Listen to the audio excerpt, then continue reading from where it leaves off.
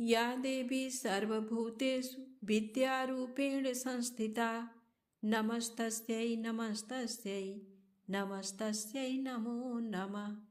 जय माता दी।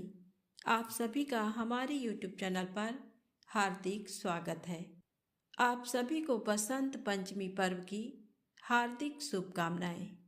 ज्ञान की देवी माँ सरस्वती की कृपा हम सभी पर निरंतर बनी रहे। आज आइए जाने बसंत पंचमी की कथा, महत्व और उपाय के बारे में। तो प्रेम से बोलें सरस्वती माता की जय हो। बसंत पंचमी माघ माह की शुक्ल पंचमी के दिन मनाई जाती है। देवी सरस्वती का जन्म बसंत पंचमी को हुआ था, इसलिए इस दिन उनकी पूजा की जाती है और इस दिन को लक्ष्मी जी का जन्मदिन भी माना जाता है। इसलिए इस तिथि को श्री पंचमी भी कहा जाता है। इस दिन सुबह अभ्यंग स्नान किया जाता है और पूजा की जाती है। बसंत पंचमी पर वाणी की अधिष्ठात्री देवी सरस्वती की पूजा और प्रार्थना का बहुत महत्व है। ब्राह्मण शास्त्रों के अनुसार वाग देवी सरस्वती ब्रह्म स्वरूप कामधेनु और सभी देवताओं की प्रतिनिधि हैं। वह विद्या, बुद्धि और ज्ञान की देवी हैं। अमित तेजस्विनी और अनंत गुणशालिनी देवी सरस्वती की पूजा और आराधना के लिए माघ मास की पंचमी तिथि निर्धारित की गई है।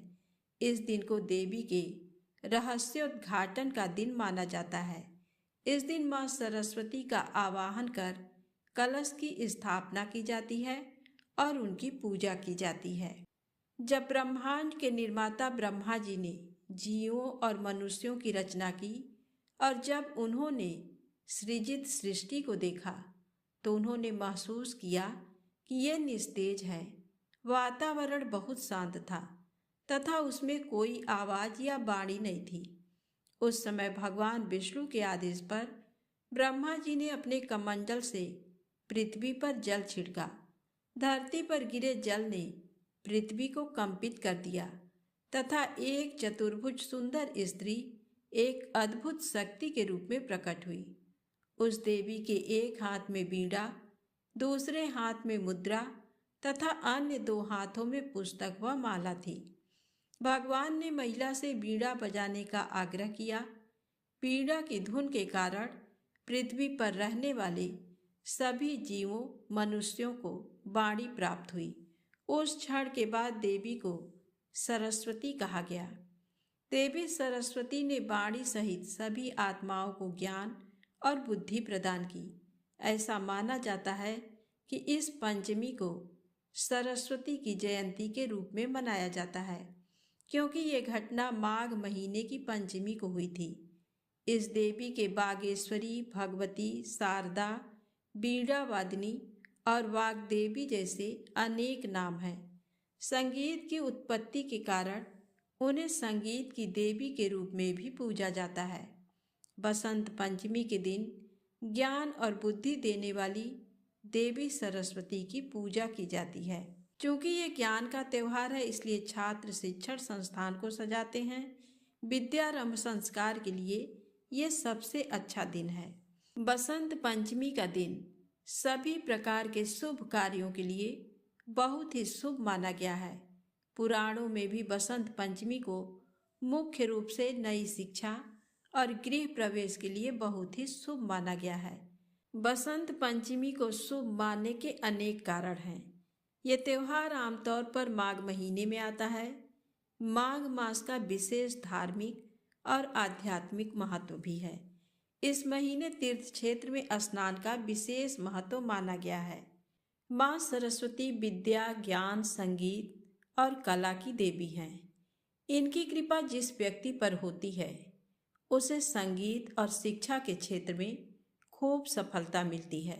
माँ सरस्वती की पूजा करने से अज्ञानी में भी ज्ञान का दीप जल उठता है। बसंत पंचमी के दिन से छोटे बच्चों को शिक्षा देने की शुरुआत भी की जाती है। इसे अक्षर अभ्यासम या विद्या आरंभम भी कहा जाता है। यदि आपका बच्चा पढ़ाई से जी चुराता है या उसका पढ़ाई में मन नहीं लगता तो बसंत पंचमी के दिन माँ सरस्वती को बच्चे के हाथ से पीले रंग के फल अर्पित करवाएं।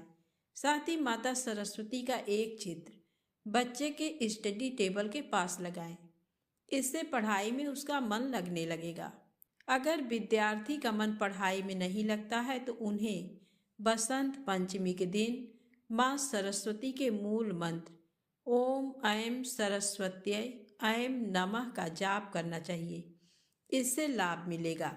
यदि आपके बच्चे की वाणी स्पष्ट नहीं है या थोड़ा रुक कर बोलता है तो बसंत पंचमी के दिन उसकी जिह्वा पर चांदी की सलाई या पेन की नोक से केसर द्वारा ओम ह्रीं श्रीं सरस्वत्यै नमः ये मंत्र लिख दें।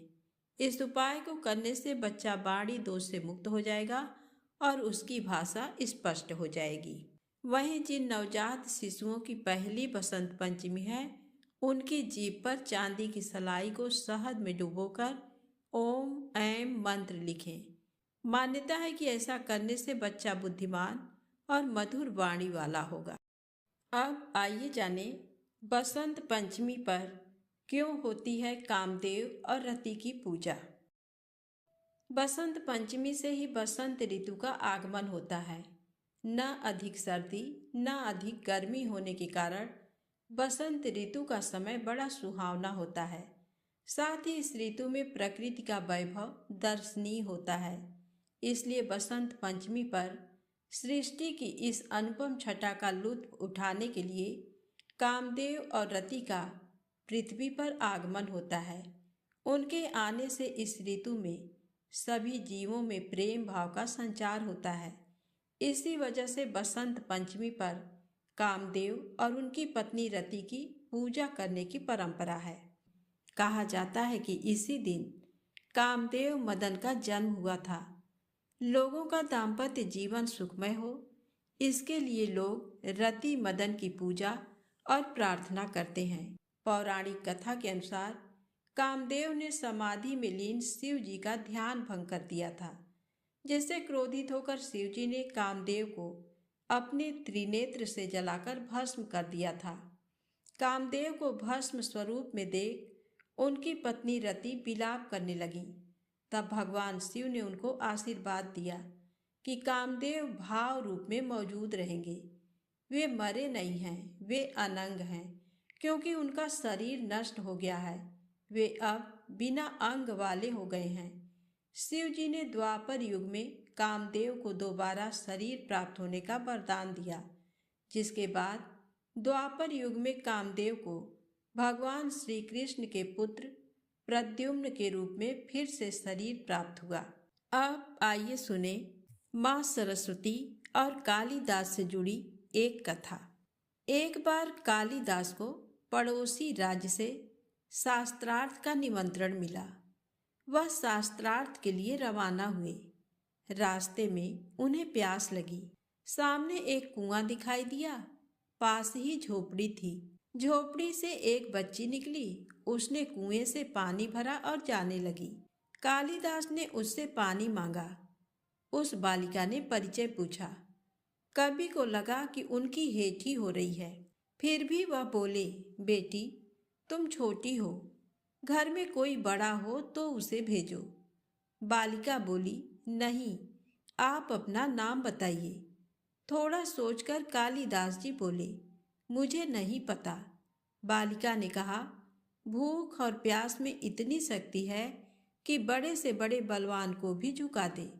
आपको तो सब याद रहना चाहिए। कालिदास फिर बोले, मैं बटोही हूँ। बच्ची ने कहा, संसार में सिर्फ 2 ही बटोही हैं, उन्हें जानते हैं तो उनके नाम बताइए। कालिदास ने फिर ना कह दिया। बच्ची बोली, तो सुनिए, बिना थके मंजिल तक जाने वाला ही बटोही है। ऐसे बटोही तो 2 ही हैं, चंद्रमा और दूसरा सूर्य। दोनों बिना थके चलते हैं। आप तो अभी थक गए। कहकर बालिका घर में चली गई। तभी अंदर से एक वृद्ध स्त्री निकली। वह भी कुएं पर गई। कालिदास ने उससे भी पानी मांगा। मजे की बात कि उसने भी परिचय पूछा। कालिदास ने अपने को मेहमान बताया। स्त्री ने कहा, संसार में मेहमान तो दो ही हैं, एक धन और दूसरा यौवन। इन्हें जाने में समय नहीं लगता। सही बताओ, तुम कौन हो? हताश कालिदास ने कहा, मैं बड़ी देर से सहन कर रहा हूँ, अब तो पानी पिला दे। स्त्री ने कहा, नहीं, सहनशील तो दो ही हैं। पहली धरती, जो पापी पुण्यात्मा सबका बोझ सहती है। दूसरे पेड़, जिनको पत्थर मारो फिर भी मीठे फल देते हैं। तुम अपने बारे में गलत बता रहे हो। सही बताओ, तुम कौन हो? कालिदास ने इस पर झल्लाकर क्रम से अपने आप को हठी और मूर्ख भी बताया। उस वृद्ध स्त्री ने इनका भी मर्म बता दिया और फिर सही बोलने के लिए कहा। कालिदास थक हार कर पानी के लिए लगभग गिड़गिड़ाने से लगे। वृद्धा ने कालिदास से उठने के लिए कहा। कवि ने देखा वृद्धा नहीं, भगवती सरस्वती खड़ी हैं। वह बोली, तुम्हें मान प्रतिष्ठा का अहंकार हो गया था। तुम्हें वस्तु स्थिति का बोध कराना जरूरी था। तो प्रेम से बोले, माँ सरस्वती माता की जय हो।